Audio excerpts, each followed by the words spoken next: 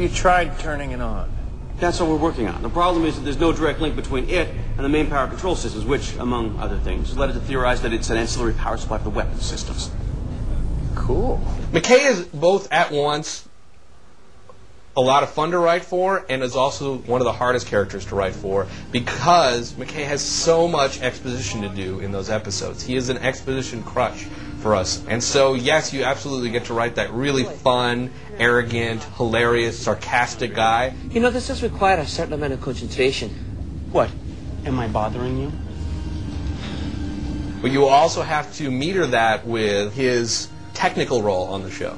I love the Technobabble. Like, that's how I got into it. I mean, I am Geek Boy. I will spend my time looking at this stuff in my free time. So I enjoy, the Technobabble is actually stuff that I enjoy because I like going, okay, how do you break this down in a way that the idiots that I have to work with will understand what I'm saying? Just, back out if you encounter anything problematic.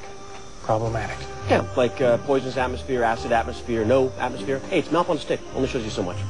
You know, a show like Stargate, you have a lot of exposition. You have a lot of explaining of science, explaining of concept, explaining of stuff that happened in previous episodes that needs to get done within the body of a show, usually early on. And if you can't find a way to make that entertaining, then you're going to lose them right before you get to the really exciting parts.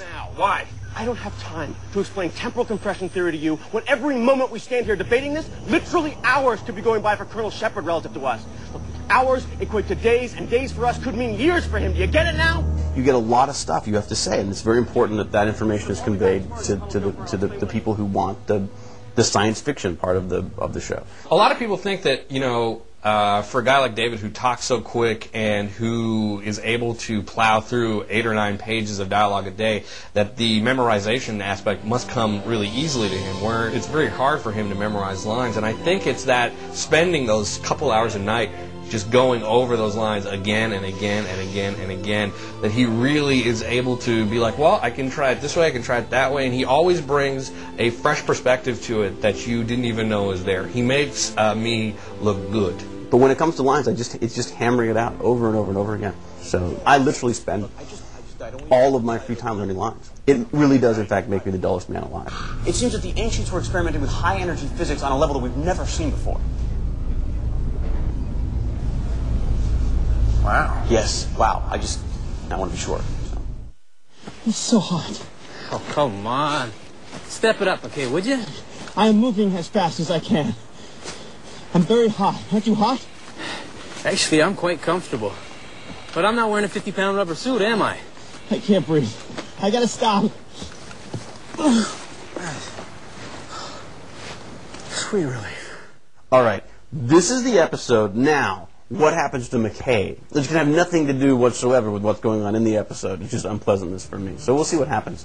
We'll see what happens over the years, what they come up with. You know, last year we put David in the pouring rain for 2 days, freezing cold. We hung him by a wire in a spacesuit when he had a flu.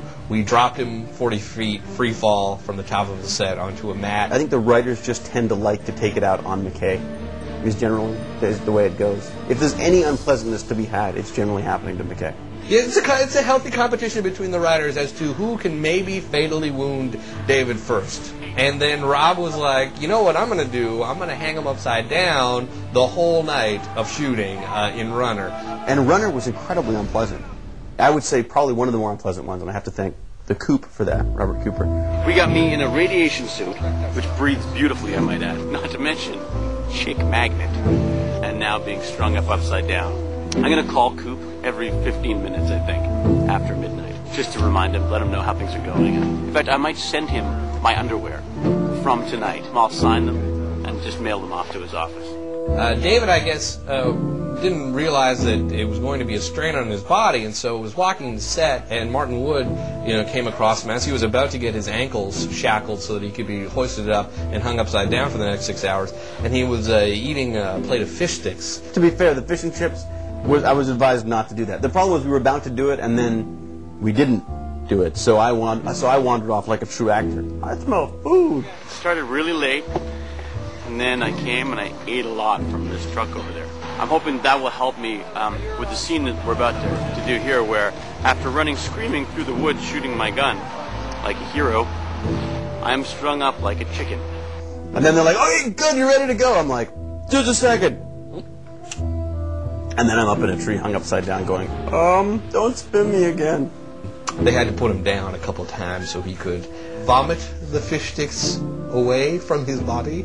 Whatever the problems are. I mean, the water, with Grace Under Pressure and stuff like that. The more unpleasant it is to shoot, the more that comes through on the show. We hadn't done an underwater episode yet, and so I was bugging Brad always about, like, let's do a puddle jumper underwater episode. Let's do a puddle jumper underwater episode. And last year, Brad wanted to do some sort of, like, the McKay trapped at the bottom of a well type of episode. And I was obviously nervous about writing a whole episode with a guy alone at the bottom of a puddle jumper. That's a tall order.